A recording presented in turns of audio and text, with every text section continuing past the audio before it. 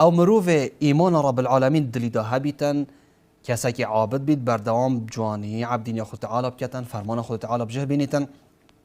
اف مروف هنه موقفه که کلک مزنه هی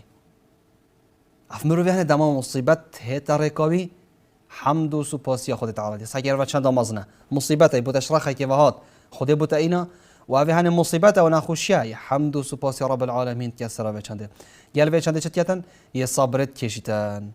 بهنا خفرت کتن ان الله مع الصابرین خود تعالی گل وان کسای صبرت کشیتن یعنی اوزاین خود تعالی گل دا بهنا خفرت که سر به مصیبت عیال وی مرد این دار بو نخوش بو مصیبت کم ازم بهات ایش و نخوشی هات نه یه همی جهات گریتن درمانه و ایش نه یه صبرت گریتن نخوشی بسری هاتی عیال کی وی مرد حتی دی ماگه هر مصیبت که نخوش بهتره که مروی ایماندار آیا وصایا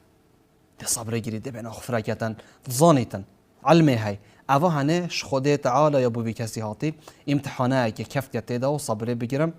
خود تعالی سرکفتنه دیمایی که ده وی کسی هنه بو چی؟ چونکی یه خلیفیا سرکفتنه که گیریتن فإن مع العسر يسرا بشتی هر یعنی طنگاویه که نخوشیه که برفره یکم مازن دهیتن